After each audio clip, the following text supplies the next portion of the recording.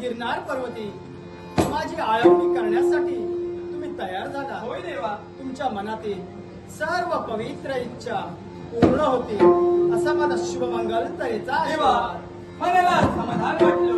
पण देवा यावेळी या गिरनार पर्वती माझे येणं झाले फक्त तुझ्या आशीर्वादासाठी नव्हे तर या विश्वाच्या ठिकाणी या कलियुगात कारण तरी अंगाने वेगळं असलं हा, तरी या विश्वाची गुरुदेवता म्हणून तुम्ही इथपर्यंत आला. होय या अत्रय ऋषी नंदनानं स्वतःच्या जीवनात एकूण 24 गुरु केले आणि तुम्ही देखील कोणी सामान्य नव्हे.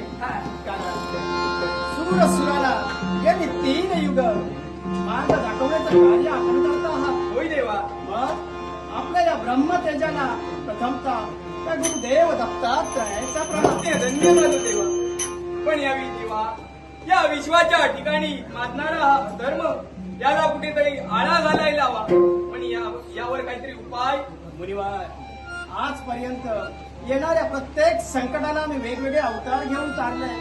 परंतु हा. या कलियुगात मनुष्य प्राण्याने देखील स्वतःच्या जीवनात काही नियम आचरणात आणले पाहिजे. देवा असंच काहीच आहे. या कलियुगाच्या ठिकाणी कलिदेव उन्मत्त झालाय आणि त्याची उन्मत्ता इथपर्यंत आली की शांतीनगरचा राजकर्ता याच्या जीवनात म्हणजे सोमदत्त राजा याच्या जीवनात त्याने प्रवेश केला आणि त्याचं आयुष्य उद्ध्वस्त केलंय. पण देवा तो शांतीनगरचा राजकर्ता राजा सोमदत्त कोणी सामान्य नव्हे, तो शिवशंभूंचा निश्चित भक्त आहे. जाणीव देवा आम्ही. हा. परंतु मनुष्य प्राण्याला देखील झालाय तो अहंकार. हा. कारण सर्व काही माझं आहे म्हणण्यापेक्षा जे काही आहे ते या देव देवतांचं आहे. निमित्त मात्र आपण आहोत. बोलविता धनी वेगळा. हे ज्यावेळी तो मार्ग अवलंबेल त्यावेळी तो पुण्याच्या दिशेने कुठेतरी वाटचाल करेल. देवा आपण सारं काही बोलला ते योग्य आहे. पण यावेळी कलिदेवाने जे केलंय ना ते एका शिवशंभूच्या भक्तावरती अन्याय आहे. मुनिवार, जिथे ज्ञान वैराग्य आणि भक्ती तिथे कलीला थारा नाही आणि त्या ठिकाणी कली गेलाय. बरोबर आहे मुनिवार. हा. म्हणतात ते सर्वांना जाणीव. परंतु ज्या ज्यावेळी या कलियुगाच्या ठिकाणी अशी माझ्या भक्तांवरती संकट आली हा. त्यावेळी कधी नृसिंह सरस्वती म्हणून अवतरलाय, होय कधी देवा. श्रीपाद वल्लभ म्हणून अवतार घेतला. हा. आणि ज्यावेळी या कलियुगात रुंद्रेच्या शापाने आम्ही देव पाषाणाचे झालो, हा.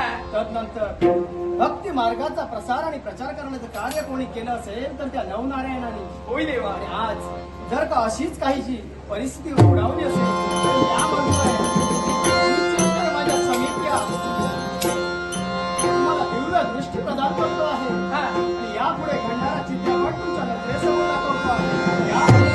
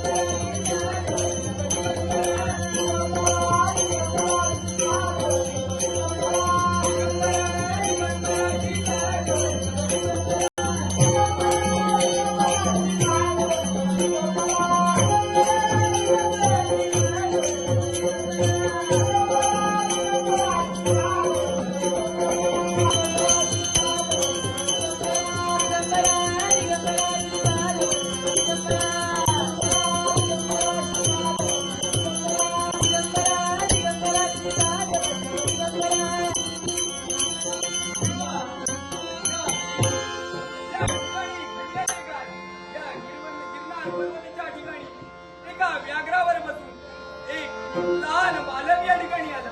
तेव्हा काय हे मुनिवार, हे जे दृश्य आपण पाहिलात ते सत्य आहे. ह्या व्याघ्रावर बसून तो बालक भ्रमण करतो आहे. तो कोणी साधा नव्हे. मग देवा तर तो आता कर्दई वनात जाईल, तपश्चर्या करेल आणि त्याचा कालावधी पूर्ण होता क्षणी या कलियुगाच्या ठिकाणी हे कलियुग तारण्यासाठी माझाच चौथा अवतार तोच एक समर्थ बनवणार आहे. तोच एक समर्थ बनवणार. म्हणजे देवा या विश्वाच्या ठिकाणी भक्तांचा उद्धार करण्यासाठी तुम्ही जन्म अवतार घेतला. मग देवा झालं मनाचं समाधान. दिगंबरा दिगंबरा